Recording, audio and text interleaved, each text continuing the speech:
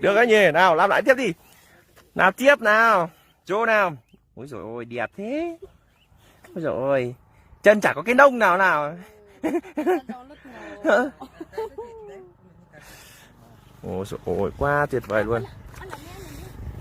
Đấy, đằng kia là Panorama nhé, một quán cà phê rất là nổi tiếng các bạn. Đấy, hai chị em đấy, rủ nhau ra đây chụp ảnh selfie posting lên Facebook nhé. Đấy. Hai em xinh gái luôn, hai chị xinh gái. Một cái chị bên kia thì chắc là bằng tuổi mình, chị bên này nhiều tuổi hơn. Bằng tuổi đấy, nhưng mà đây cũng chưa có người yêu đâu. Nhà ở đâu, nhà ở đâu? Tí cho xin Facebook nhá. Có dùng Facebook không? Thế chụp ảnh đăng lên đâu? Đăng lên đâu?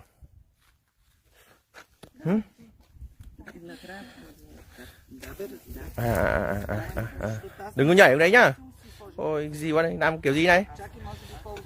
Ôi giời, ôi giời ôi. Ôi giời, cơ mà dụng hết trứng à?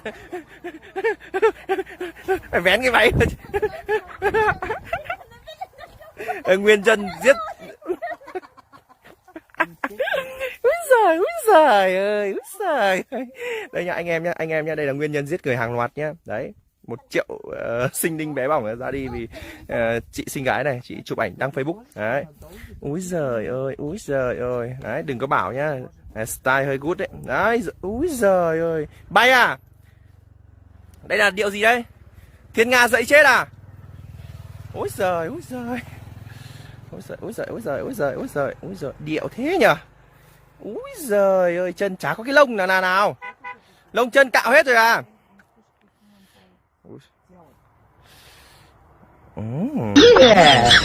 Quá cô nhỉ.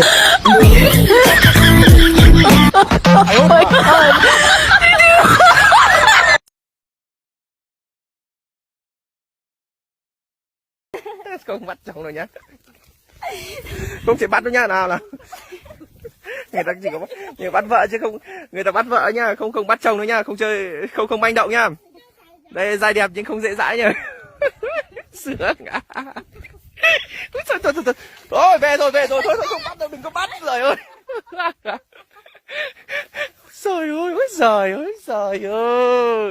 Ôi giời ơi, về bụi chuối mà nấu cháo hành đi em ơi. Sướng quá. Sướng đây chị lại cười, sướng phê. Đấy anh em, hôm nay tôi tí bị bắt. Thế con trai ở đây người ta bắt vợ, thế con gái có được bắt chồng không? Có bắt không? Lấy luôn, bắt luôn. Rồi phong cảnh thì hữu tình, con người thì ở đây thì cực kỳ vui tính. Đấy, ôi rồi selfie đủ các kiểu.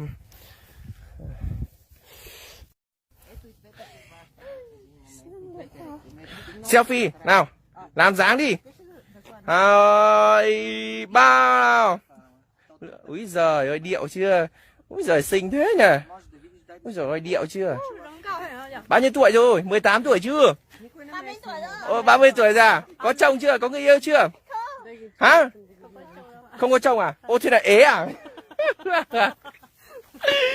Thế là ế à? Hả? Có người yêu chưa?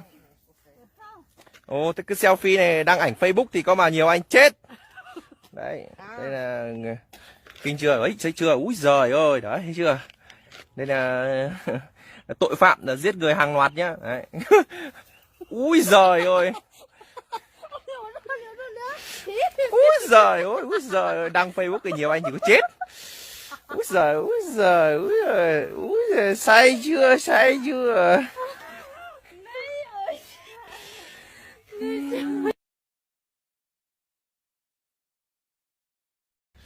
Hả? Đã yêu bao giờ chưa? Trời ơi.